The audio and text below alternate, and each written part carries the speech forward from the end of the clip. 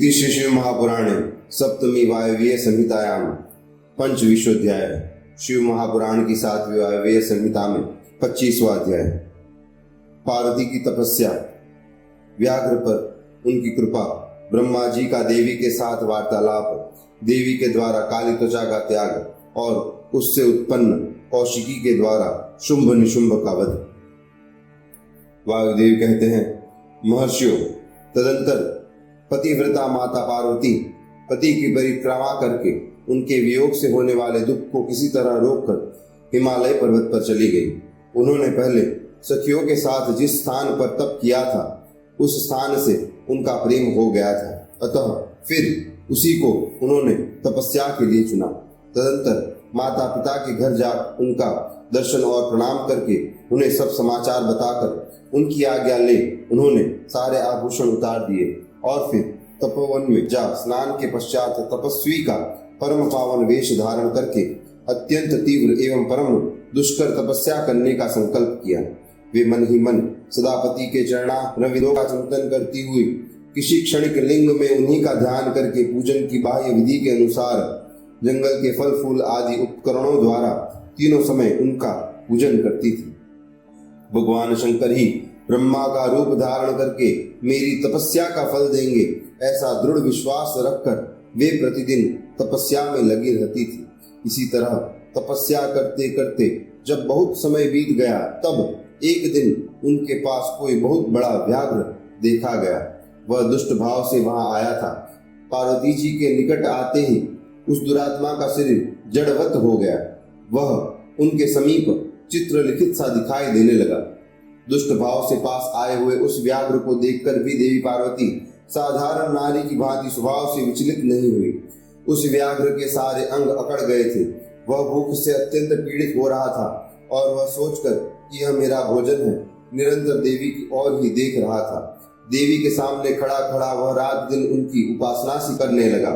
इधर देवी के हृदय में सदा यही भाव आता था कि यह व्याघ्र मेरा ही उपासक है, दुष्ट वन जंतुओं से मेरी रक्षा करने वाला है। यह सोचकर वे उस पर कृपा करने लगे। उन्हीं की कृपा से उनके तीनों प्रकार के मल तत्काल नष्ट हो गए। फिर तो उस व्याघ्र को सहसा देवी के स्वरूप का बोध हुआ। उसकी भूख मिट गई और उसके अंगों की जड़ता भी दूर हो गई। साथ ही उसकी जन्म सिद्ध दुष्टता नष्ट हो गई और उसे निरंतर तृप्ति बनी रहने लगी। उस समय उत्कृष्ट रूप से अपनी कृतार्थता का अनुभव करके वह तत्काल भक्त हो गया और उन परमेश्वरी की सेवा करने लगा। अब वह अन्य दुष्ट जंतुओं को खदेड़ता हुआ तपोवन में विचरने लगा। इधर देवी की तपस्या बढ़ी और तीव्र से तीव्रतर होती गई। उसी समय देवता शुंभ आदि दैत्यों के दुराग्रह से दुखी हो ब्रह्मा जी की शरण में गए। उन्होंने शत्रु पीड़न जनित अपने दुखों को उनसे निवेदन किया। शुंभ और निशुंभ वरदान पाने के घमंड से देवताओं को जैसे जैसे दुख देते थे, वह सब सुनकर ब्रह्मा जी को उन पर बड़ी दया आई।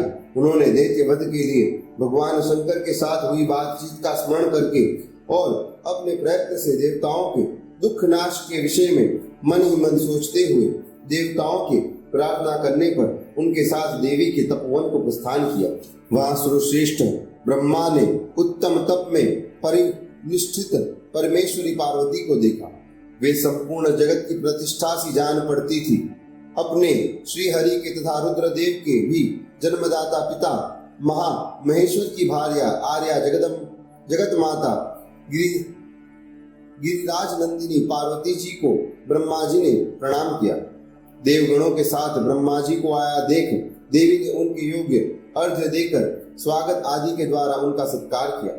बदले में उनका भी सत्कार और अभिनंदन करके ब्रह्मा जी अनजान की भांति देवी की तपस्या का कारण पूछने लगे। ब्रह्मा जी बोले, देवी, इस तीव्र तपस्या के द्वारा आप यहाँ किस अभिष्ट मनोरथ की सिद्धि करना चाहती हैं? तपस्या के संपूर्ण फलों की सिद्धि तो आपके ही अधीन है। जो समस्त लोकों के स्वामी हैं, उन्हीं परमेश्वर को पति के रूप में पाकर आपने तपस्या का संपूर्ण फल प्राप्त कर लिया है। अथवा यह सारा ही क्रियाकलाप आपका लीला विलास है, परंतु आश्चर्य की बात तो यह है कि आप इतने दिनों से महादेव जी के विरह का कष्ट कैसे सह रही है। देवी ने कहा, ब्रह्मन, जब सृष्टि के आदिकाल में महादेव जी से आपकी उत्पत्ति सुनी जाती है, तब समस्त प्रजाओं में प्रथम होने के कारण आप मेरे ज्येष्ठ पुत्र होते हैं। फिर जब प्रजा की वृद्धि के लिए आपके ललाट से भगवान शिव का प्रादुर्भाव हुआ, तब आप मेरे पति के पिता और मेरे ससुर होने के कारण गुरुजनों की कोटि में आ जाते हैं। जब मैं यह सोचती हूँ कि स्वयं मेरे पिता गिरिराज हिमालय आपके पुत्र हैं, तब आप मेरे साक्षात पितामह लगते हैं। लोक पितामह, इस तरह आप लोक यात्रा के विधाता हैं। अंतःपुर में पति के साथ जो वृतांत घटित हुआ है, उसे मैं आपके सामने कैसे कह सकूंगी। अतः यहाँ बहुत कहने से क्या लाभ। मेरे शरीर में जो यह कालापन है, इसे सात्विक विधि से त्याग कर मैं गौर वर्ण होना चाहती हूँ। ब्रह्मा जी बोले, देवी, इतने ही प्रयोजन के लिए आपने ऐसा कठोर तप क्यों किया? क्या इसके लिए आपकी इच्छा मात्र ही पर्याप्त नहीं थी? अथवा यह भी आपकी एक लीला ही है? जगन्माता, आपकी लीला भी लोकहित के लिए ही होती है। अतः आप इसके द्वारा मेरा एक अभिष्ट फल की सिद्धि कीजिए। निशुंभ और शुंभ नामक दो दैत्य है, उनको मैंने वर दे रखा है। इससे उनका घमंड बहुत बढ़ गया है और वे देवताओं को सता रहे हैं। उन दोनों को आपके ही हाथ से मारे जाने का वरदान प्राप्त हुआ है। अतः अब विलंब करने से कोई लाभ नहीं। आप क्षण भर के लिए सुस्थिर हो जाइए।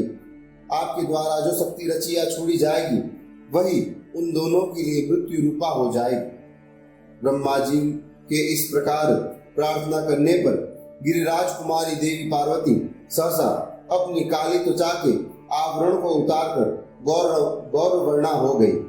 त्वचा कोश काली त्वचामय आवरण रूप से त्यागी गई जो उनकी शक्ति थी, उसका नाम कौशिकी हुआ। वह काले मेघ के समान कांति वाली कृष्ण वर्णा कन्या हो गई। देवी की यह मायामयी शक्ति ही योग निद्रा और वैष्णवी कहलाती है। उसके 8 बड़ी बड़ी भुजाएं थी। उसने उन हाथों में शंख, चक्र और त्रिशूल आदि धारण कर रखे थे। उस देवी के 3 रूप है, सौम्य, घोर और मिश्र। वह 3 नेत्रों से युक्त थी। उसने मस्तक पर अर्धचंद्र का मुकुट धारण कर रखा था।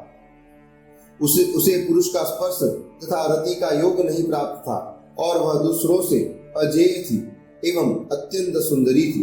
देवी ने अपनी इस सनातन शक्ति को ब्रह्मा जी के हाथ में दे दिया। वही दैत्य प्रवर शुंभ और निशुंभ का वध करने वाली हुई। उस समय प्रसन्न हुए ब्रह्मा जी ने उस पराशक्ति को सवारी के लिए एक प्रबल सिंह प्रदान किया, जो उनके साथ ही आया था। उस देवी के रहने के लिए ब्रह्मा जी ने विंध्यगिरि पर वास स्थान दिया और वहां नाना प्रकार के उपचारों से उसका पूजन किया। विश्वकर्मा ब्रह्मा के द्वारा सम्मानित हुई वह शक्ति अपनी माता गौरी को और ब्रह्मा जी को क्रमशः प्रणाम करके अपने ही अंगों से उत्पन्न और अपने ही समान शक्तिशालिनी बहुसंख्यक शक्तियों को साथ ले दैत्यराज शुंभ निशुंभ को मारने के लिए उद्यत होकर विंध्य पर्वत को चली गई।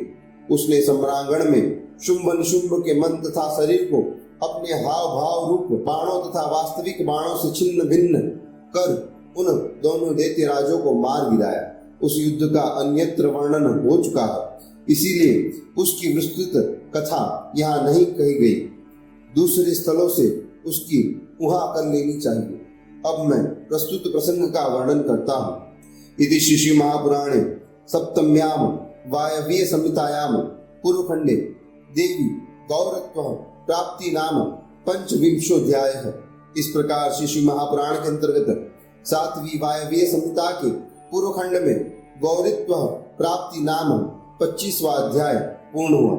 नमः पार्वती पते। हर हर महादेव शिव शंकर।